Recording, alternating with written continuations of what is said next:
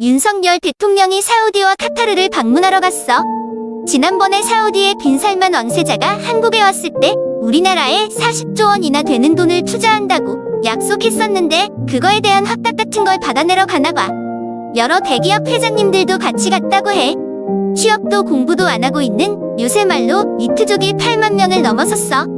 실업자 10명 중에 3명 정도는 아예 취직할 생각이 없다네. 이 분들에게도 나름 개개인의 사정이 있겠지만 다 같이 화이팅해서 우리 경제를 이끌어 나갔으면 좋겠어. 내년에 있을 미국 대선에 나가는 후보는 3명. 바이든, 트럼프에 이어서 로버트 케네디야. 지금으로서는 트럼프가 유력하대.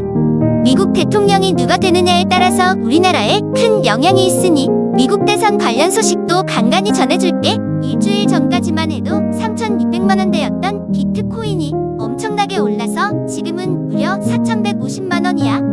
미국에서 비트코인 현물 ETF 출시가 사실상 유력해지면서 나타나는 현상이라고 해. 쉽게 말해서 비트코인이 진짜 금융자산으로 인정받을 예정이라서 떡상 중이라는 뜻이지.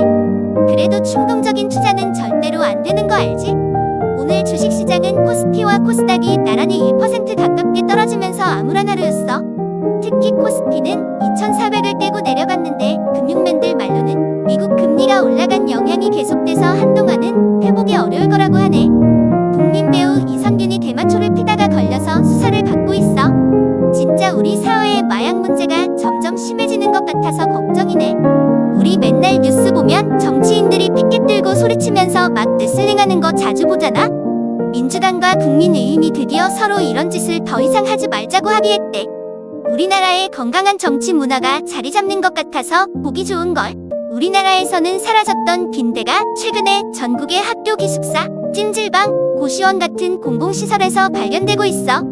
방역당국은 이런 시설의 공통점이 바로 외국인들이 자주 머무는 곳이라고 판단하고 빈대가 더 퍼지기 전에 방역을 실시한대. 올해 8월에 태어난 신생아가 겨우 1만 8천 명 정도밖에 안 된대. 대한민국 역사상 출생아가 2만 이하로 떨어진 건 이번이 처음이라고 해. 그리고 지금 출생률은 11개월 연속으로 줄어들고 있는 추세라고 해. 국민의힘이 당에게 대들었다는 이유로 당원으로서 활동을 정지시켰던 이준석 전 대표와 홍준표 대구시장에 대한 징계를 해제시켜준다고 발표했어.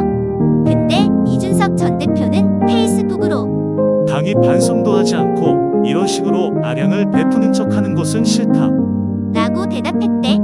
수도권에 지금 팔려고 내놓은 아파트는 엄청나게 쌓이고 있는데 전세 매물은 하나도 없어서 전세 계약금이 엄청나게 오르고 있대.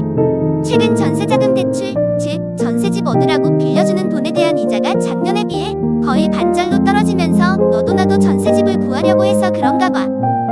작년에 벌어졌던 참사 때문인지 올해 이태원에는 할로윈 축제보다는 사라진 분향소에 애도의 물결이 이어졌어. 정부가 작년의 실수를 다시 하지 않으려고 이태원 곳곳에 경찰을 많이 배치했는데 정작 사람들은 강남이랑 홍대 쪽에 많이 모일 예정이라나 봐. 유엔이 긴급 총회를 열어서 이스라엘과 하마스에게 하루빨리 휴전하라고 명령했어. 거기에 이스라엘 정부는 우리들은 최대한 민간인들을 피해서 전쟁하고 있어서 괜찮으니까 신경 꺼 라고 답변했다네. 국민연금이 굉장히 좋은 제도를 들고 나왔어. 앞으로는 아이를 낳았거나 군 복무를 한 사람들에게는 고생한 만큼 연금 가입 기간을 인정해준다고 해. 그러니 사실상 아이를 많이 낳았거나 군 복무를 오래 한 사람들은 연금을 더 많이 받게 되겠지? 이렇게 출산과 복무를 권장하는 제도는 정말 좋은 것 같아. 비트코인의 현물 ETF가 승인될 거라는 소문이 돌면서 비트코인이 일주일 새 14%나 올랐어. 왜냐하면 지금까지는 우리 같은 개개인들이 사고 팔았던 코인 시장에 대형 투자 회사들도 낄 수 있다는 뜻이거든. 또 외국의 유명한 증권 분석가는 2024년에 비트코인이 1억을 넘을 것 같다는 전망을 내놓았다고 해. 이스라엘이 하마스와의 전쟁 2단계를 선언하면서 군대를 가자 지구에 더 많이 투입했어. 한마디로 전면전이 코앞으로 다가왔다는 뜻이지.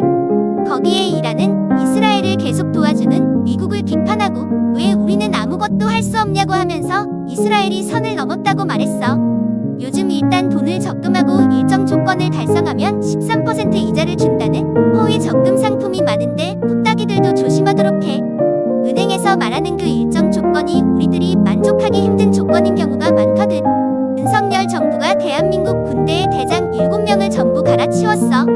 역대급으로 기술을 무시한 파격 인사라는데 틀에 얽매이지 않는 것은 좋지만 일부는 윤석열 정부가 군대에서 문재인 정부를 완벽히 지워버리려고 하는 것이라고